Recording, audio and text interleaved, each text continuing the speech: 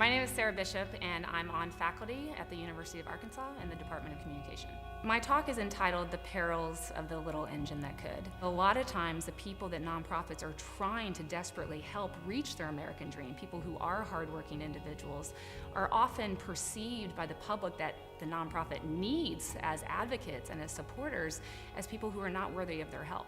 So how do we bridge that divide? It means we have to tweak that formula, and we have to find outlets in order to get a new story out there, one that resonates with the widely shared values of the American public.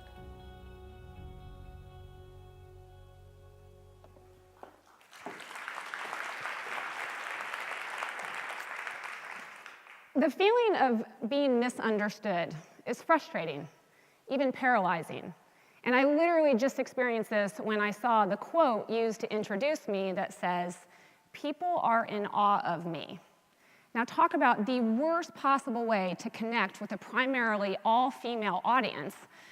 So yes, the feeling of being misunderstood is frustrating, but it can also be a powerful stimulus to change. And this is true for organizations just as much as individuals. And I hate to say, but there are few organizations that are more misunderstood than those working in the field of health and human services.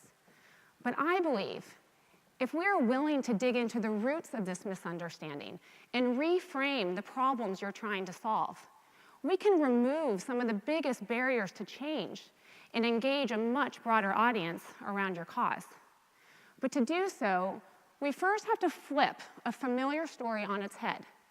A story about a little train that overcomes an impossible task simply by working hard and believing in himself. The story of the little engine that could is repeated virtually every day in the news we read, in the games we watch, even the brands we wear. Stories of underdogs, of exceptional individuals who overcome great adversity and accomplish heroic feats through a simple formula of hard work and determination.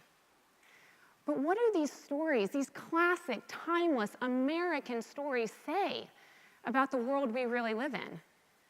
Well, they seem to suggest that in this world, we're all born with freedom and opportunity. We can choose to act on that freedom and opportunity and make something of ourselves or not. But whether we do or don't is determined solely by individual choices and individual actions, essentially character traits of effort and motivation. Now, this is fantastic if you're successful, because you get to take all the credit for that success. And if the only crucial factor in determining your success also happens to be some of our most timeless prized values of hard work and determination, well, then you earn public respect and esteem as well. But for this to be true, the converse must also be true. If you aren't getting ahead, if you can't overcome your obstacles, then you must be lacking in character, particularly motivation. In other words, you're lazy. And where hard work earns you public praise and accolade, a label of lazy earns you the opposite, judgment and shame. In this dominant formula of success, the playing field is essentially flat and has nothing to do with the range of choices available to you, or at least with anything beyond your individual control. Other factors, of course, may exist, but if you acknowledge them, you run the risk of violating another sacred American value, personal responsibility. And this is a huge problem for the field of health and human services. Cognitive theory teaches us that humans make sense of the world around them through the stories they're most familiar with. These stories serve as mental shortcuts, telling us what a problem is really about, who's to blame, and what's the solution.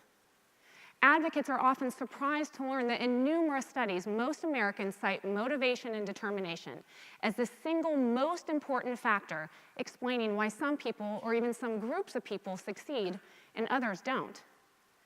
So if this mental shortcut is just the natural cognitive result of a dominant narrative of success, well, then we can begin to understand why empathy is often so low for people who are struggling. In your eyes, these are people who are working multiple jobs, foregoing their own basic needs to provide for their family, and can't overcome structural barriers that continue to discriminate against them. But your audience may have what Walter Lippmann referred to as a different picture in their heads. one where poor outcomes are the consequences of poor choices, and one where poor people need to just try harder, find better jobs, and be more willing to help themselves. Now, of course, we know a different formula exists, one that doesn't ignore individual choice and behavior, but recognizes the crucial role our environments play in making certain choices and behaviors available to us. But this alternative story isn't often told. Not in the news, not in the sports channel, and more importantly, not in our own personal lives. In 2008, after we had just learned that we were pregnant with our 4th child, my husband suffered a traumatic brain injury when a 4,000-pound steel bucket fell on his head while he was doing excavation work. He survived 2 months in ICU, 3 months in rehab, and on the night before he was to be discharged, of all things, he had a pulmonary embolism, and he died. I was 31 years old, pregnant, widowed, with 3 children under the age of 5, no job, and a medical bill of $545,000. When people hear my story and see me today, 10 years later, remarried to a wonderful man with 4 happy, healthy children, a good job, and financial security, they make sense of these incongruent facts through a familiar narrative of success that points straight to my individual character. You must be so strong. And of course, what I want to say is, really, you think? Because yeah, it was really, really hard. And there were many times when I didn't think I could do it, but I did, and we got through it. So if someone wants to give me all the credit for that hell, yeah, I'll take it. But at whose expense? Somewhere I once read that we don't acknowledge or critique systems when we are enjoying its fruits.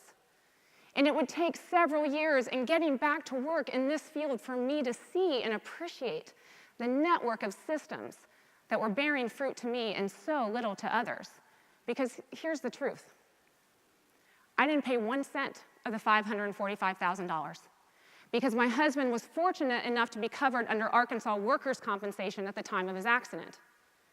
And because of our financial savings, I was more than able to meet basic needs, but move 3 times in 5 months, secure a loan to buy a new house closer to family, afford round-the-clock childcare, meet my own high copays and deductibles, and pay out of pocket for grief counseling for myself and my children. What's more is we had access to a network of family and friends with savings of their own who could step in at any time and help. But most importantly, we had life insurance. Life insurance is what allowed me as a single mom to pursue a flexible career that I love without the financial burden of raising 4 kids on my salary alone. That policy will also hopefully guarantee all 4 children a debt-free college education. Now you tell me, the vast majority of Americans would never be able to be in the same position as me. When 6 out of 10 adults have less than $1,000 in savings, an unexpected medical crisis can drain bank accounts and impoverish families. And with less than half of all Americans owning life insurance, most cannot protect themselves against the unexpected loss of income due to death or unemployment. And the toxic stress in the wake of such tragedy takes a huge toll on mental health, yet so few families can afford or access the help they need. Where I am today has virtually nothing to do with character and everything to do with wealth. And I don't mean just money, but wealth viewed as a strong, pure system of assets and opportunities that I could lean on and leverage to not only weather the storm, but then build on for myself and my family. Now, in this dominant narrative of success, these assets and opportunities are often viewed as the rewards for smart choices and hard work. And sure, that definitely plays a part. But if I'm honest, many of my smart choices were made available to me by factors completely outside of my control. assets and opportunities that were transferred to me by parents and grandparents, such as education, properties and businesses, and even exposure to things such as sports, hobbies, and travel, things that nurtured my health, my self-confidence, and my independence. These assets and opportunities are the basic building blocks of wealth. Without them, it is virtually impossible to escape poverty or overcome an unexpected crisis such as mine. While I'm not encouraging anyone to deny themselves their hard-earned successes, I do want to challenge you to see that the greatest obstacle in front of you is largely invisible.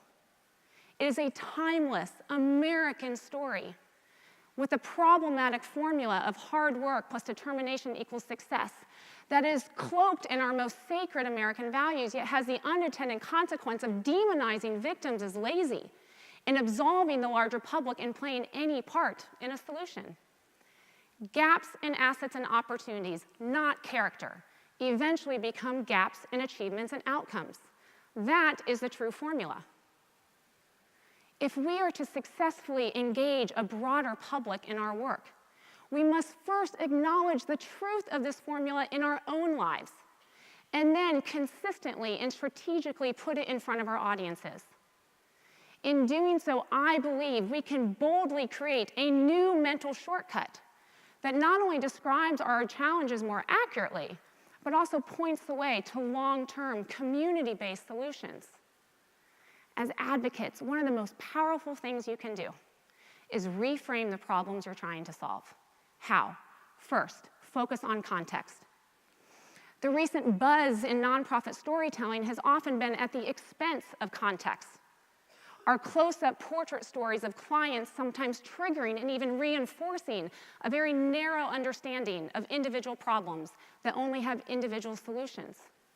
We must be careful with the kinds of stories we're telling and be sure to zoom out to include a landscape that creates so many vulnerabilities yet lacks the assets and opportunities to overcome them. 2, align your mission with values. We can't ignore some of the values, we can't ignore some of the values that are deeply held by many in our community.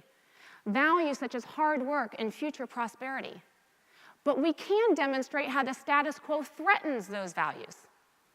Let's create a new picture of the people we serve, that of hardworking Americans relentlessly pursuing the American dream, holding themselves accountable to their choices, and still unable to thrive. And finally, connect to a larger vision.